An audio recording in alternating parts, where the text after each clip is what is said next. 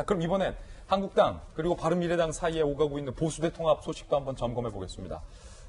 권성동 의원이 황교안 대표에게 보냈던 문자 메시지의 일부가 고스란히 언론사 카메라에 노출이 돼서 지금 논란이 일고 있는데 그 내용은 이렇습니다. 자, 권성동 의원이 자꾸 월권적 발언을 드리게 돼서 송구하다. 대표님, 통합추진단장으로 원유철은 아닌 것 같아요. 대표님, 권성동 의원이 원유철은 아니에요. 라고 문자 메시지를 한 겁니다.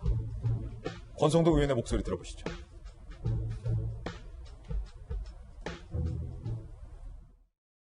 신뢰 안 한다는 거를 내 직감으로 아니까 내가 대표가 당에 들어온 지 얼마 안 되니까 그런 개인적인 사정을 모르지 않느냐. 무제공 차원에서 알려준 거야. 저쪽에서 원유철 의원을 신뢰하지 않는다는 겁니다. 황교안 대표의 통합의 메신저 역할로 통합단장으로 원유철 의원은 부적절하다라는 게 벌써 한국당 내부에서 나오고 있는 상황인데 이에 대해서 황교안 대표 측과 유승민 대표 측의 입장이 다릅니다. 원했다 그쪽에서. 우리는 원한 적 없다. 원유철 의원을 두고 이쪽에서 저쪽에서 난리. 황교안 대표는 변혁 쪽에서, 유승민 대표 쪽에서도 원유철 의원을 원해서 선택한 거다라고 황 대표가 입장 밝혔어요. 그러자 유승민 의원 쪽은 유 대표가 원유철 의원을 원한 적이 없다. 무슨 말씀이세요? 라고 반문을 하고 있는 그런 상황. 안영환 의원님. 네. 이쯤 되면 원유철 의원은 좀 상당히 좀 당황. 난감. 그러겠습니다. 예. 뭐 중간에 있어서 서로 뭐 핑퐁 게임을 하는 격이 돼버렸지요.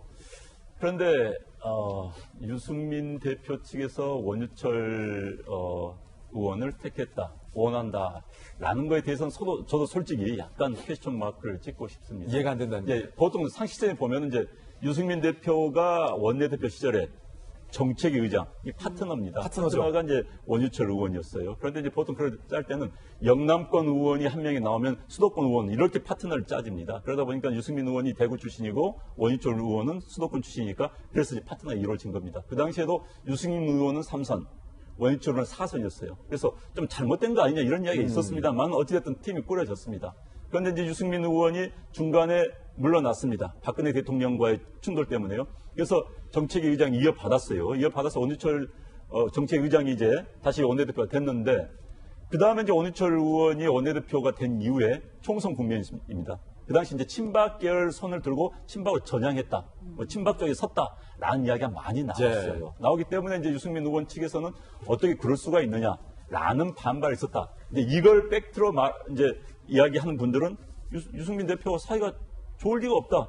아마 권성동 의원도 그런 맥락에서 이야기를 한 것 같습니다. 그렇기 때문에 지금 사실 이제 저런 거 하나하나 가지고 티격태격 하는 걸로 비춰볼 때, 보수 대통합 쉽지 않을 것 같다. 근데 황교안 대표가 이야기를 했는데 황교안 대표는 마음이 굉장히 급한 것 같아요.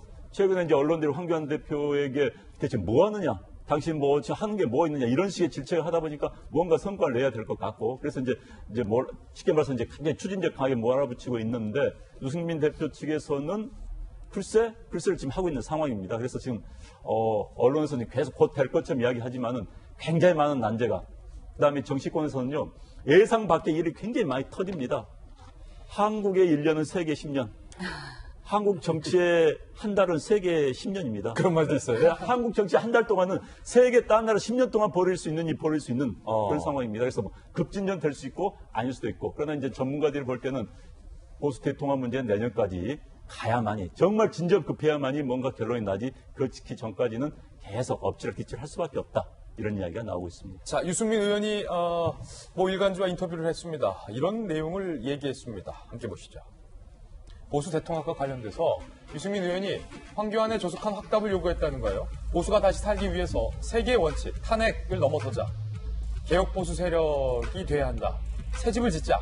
이에 대한 분명한 답을 황 대표가 해야 된다는 거예요. 황 대표의 확답이 있을 때까지 통합추진팀 안 만들겠다라고 얘기했는데 이게 유승민 의원 쪽의 움직임이 좀 묘해요, 김병 박사님. 분명히 유승민, 황교안 두 분이서 메신저가 제가 알기로만 해도 뭐 수차례 오고 갔는데 그 내용에서 두 사람이 뭐 상당히 공감대를 이룬 걸로도 제가 알고 있는데 유승민 의원 지금 하는 얘기가 지금 변화 혁신 그 팀에서 지금 신당 추진팀 만들었잖아요. 근데 보수 통합 추진팀 안 만들겠다.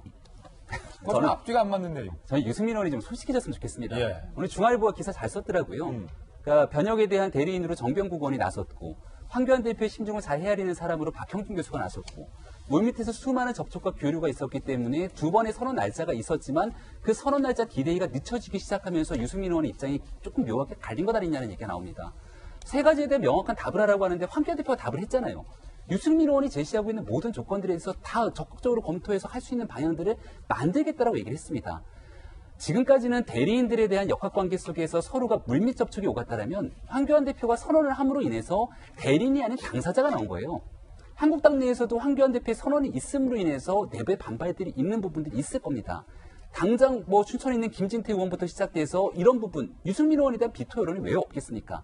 다 내가 안고 가겠다고 황교안 대표가 던졌고 더 이상 대리인이 아닌 본인이 하겠다고 나왔고 중간에 있었던 사람들의 이야기를 바탕으로 한 겁니다. 유승민 의원의 대리인인 정병국 의원이 그런 말이 없었으면 이런 얘기가 나왔겠습니까?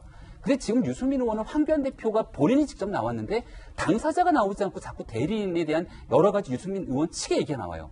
자, 제가 솔직해졌으면 좋겠다는 얘기는 변혁이라고 하는 15명 의원이 있게 되는데요. 이 15명의 의원이 유승민 의원과 똑같은 생각을 갖고 있습니까? 저는 절대 그렇지 않다고 봅니다.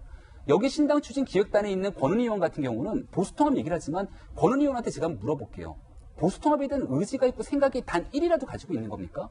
권은희 의원은 호남 광주를 지역구로 두고 있기 때문에 그동안 본인이 보수에 대한 입장을 얘기한 적을 저는 들은 적이 없고 보수통합의 대상이라고 볼 수 있는 인물이 아니라고 생각합니다. 현재 바른정당계 출신 인사들이 있고 국민의당 출신 비례대표 인사들이 있는데 국민의당 출신 비례대표 인사들은 독일에 있는 이제 미국으로 건너간 안철수 대표가 무슨 생각을 하는지만 바라보고 있고 안철수 대표 입장이 있으면 움직이겠다는 겁니다. 지금 얘기하고 있는 보수통합의 큰 틀 내에서 유승민 의원과 교감이 오갔던 내용들 속에서 해당 당사자가 아닌 사람들이 다른 얘기를 하고 있는 거예요. 황교안 대표가 얘기를 했으면 그 다음에 대한 답은 유승민 의원이 본인이 직접 할 차례입니다. 황교안 대표가 전화를 걸었어요. 만납시다. 만나갖고 이 이야기를 할 수 있는 거 아닙니까? 내가 세 가지 조건 얘기했는데 어떻게 생각합니까? 황교안 대표를 만나서 얘기하고 다 하고 충분하게 새 집을 짓는 여러 가지 얘기를 할 수 있음에도 불구하고 계속 뒤로 빠지고 있는 겁니다. 유승민 의원이 대한민국의 대권주자로서 우뚝 섰던 인물이기도 하고요. 본인 스스로가 얘기하고 있는 것처럼 개혁보수의 상징이라고 얘기하고 있으면서 지금 문재인 정부의 집권 중반에 대해서 이것을 브레이크 걸지 말지에 대한 중차대한 선거 국면의 기로 앞에서 애국심을 얘기하고 있는 정치인입니다. 그렇다면 이제는 더 이상 측근이라고 하는 그리고 대표성을 띠지 않는 의원도 뒤에 숨지 마시고요.